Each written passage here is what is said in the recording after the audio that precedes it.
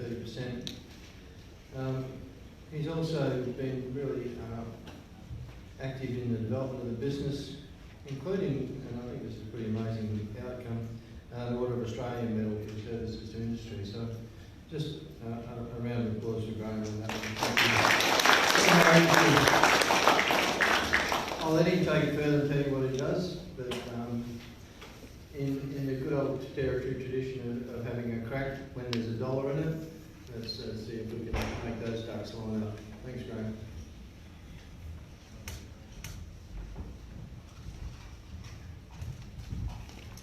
Thanks very much. Good evening, folks. Respect to the mail for such a good introduction, by the way, mate.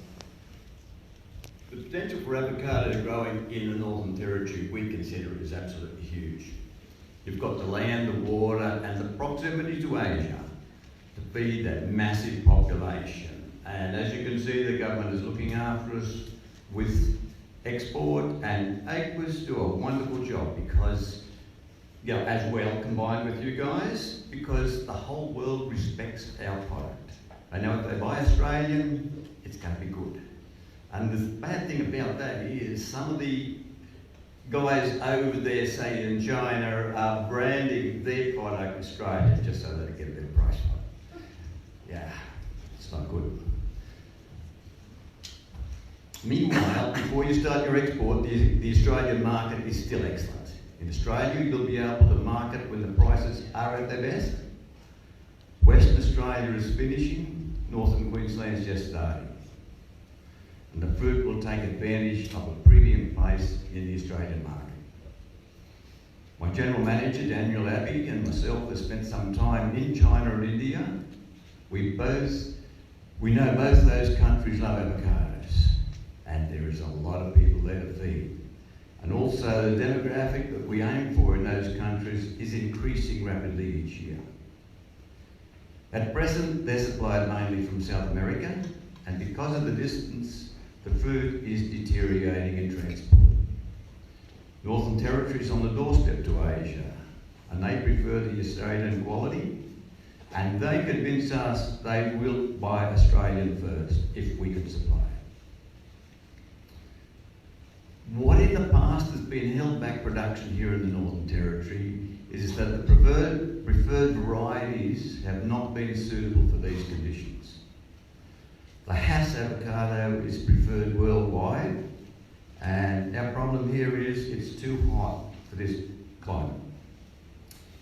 There's been a lot of research, and there still is, on the development into new varieties, and now we have some ideal varieties for these conditions. In addition, some of them are proving even better than Hass in all conditions. Slide please. Maluma is a variety from South Africa. It's black skinned as Hass, which is good. It's generally people are used to this colour of avocados. Maluma has a smaller seed, so it has a better flesh recovery, up to about 25%. And it is definitely preferred on the European market. It's a big bonus because the fruit, another big bonus is the fruit comes in the premium size that everybody wants, and so that gives you better returns per hectare if you're growing that fruit. It is earlier in the market than Hass, and it is very precocious. One of our growers harvested 1 carton of fruit in the first year of production. 12 months, he had a carton of fruit. Gem is a variety developed at the University of California. They're black skinned with a gold coloured nodule. Beautiful looking fruit. Excellent quality flesh, and this variety comes in later than Hass. Both these varieties are ideally suited for hot conditions. Both are now varieties grown in the Jordan Valley in Israel and taking the place of Pinkerton, which because of the heat over there was the only variety they could grow. Shepherd is a popular green-skinned variety coming from California again, produces the earliest of all varieties, and can only be grown in hot conditions. It is excellent eating, well accepted on the Australian market, and I feel will be well accepted in Asia, where they are used to the greenskin varieties. Lambhass is another variety from California. It's producing extremely well in Western Australia as a late variety. I absolutely have no idea how it would work here, but I think it's worth trying because it has the same growth habit as the Bloom and Gem. Can I have the next slide, please?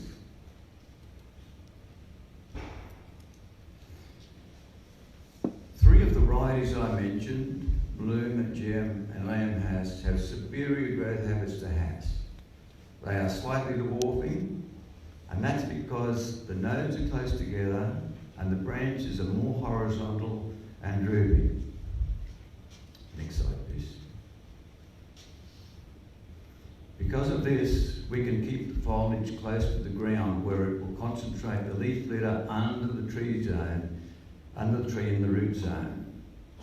This photograph actually is from the Jordan Valley, and that's taken just over a heat wave, and the trees are looking excellent. They stand up to that heat very, very well.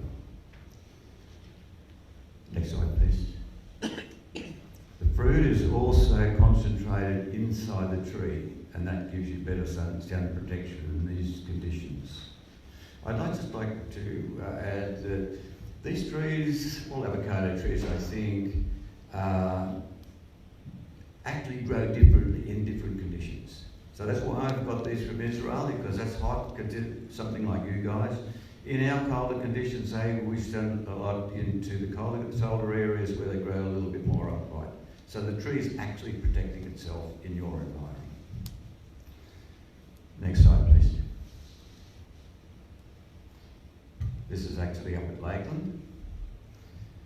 With this type of fruit, we can go to denser tree plantings.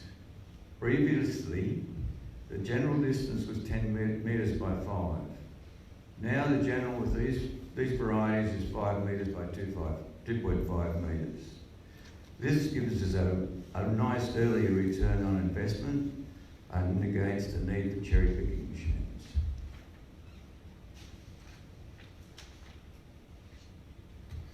The most important procedure in ground preparation is ridging. It's essential that the root system never becomes waterlogged. In many cases, it also increases the depth of the best topsoil and allows for a better all-round exposure to the soil, to the air.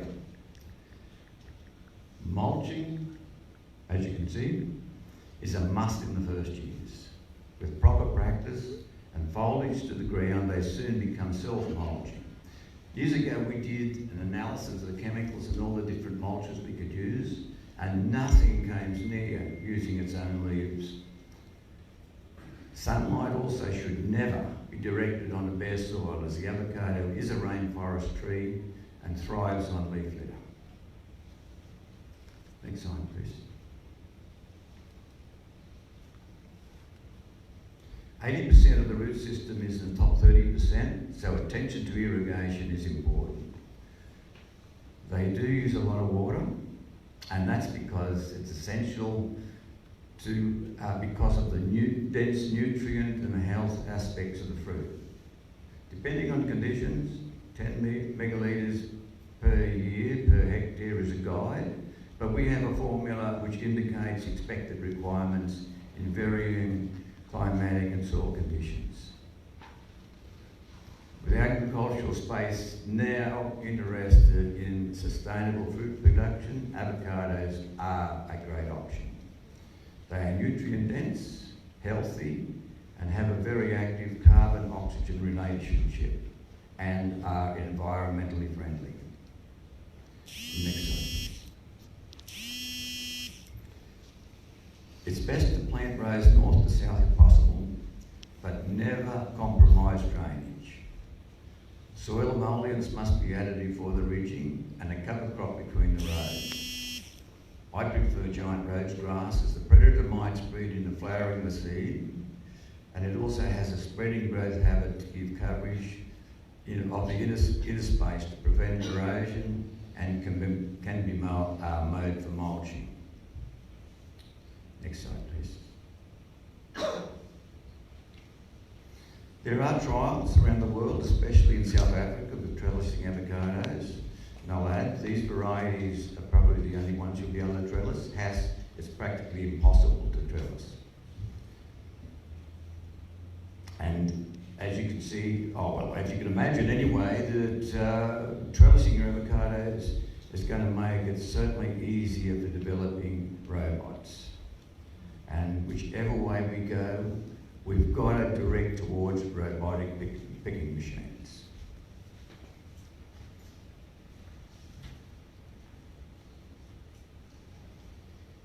Even though many of you have got your own agronomist, as we do, we use the services of GLT Horticulture, Graham Thomas. His growers are some of the world's most productive. The average production in Australia is 10 tonnes per hectare.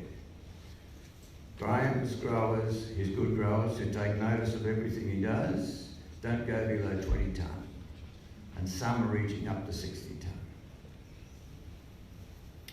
I wish to thank Andrew for the opportunity to talk to you today.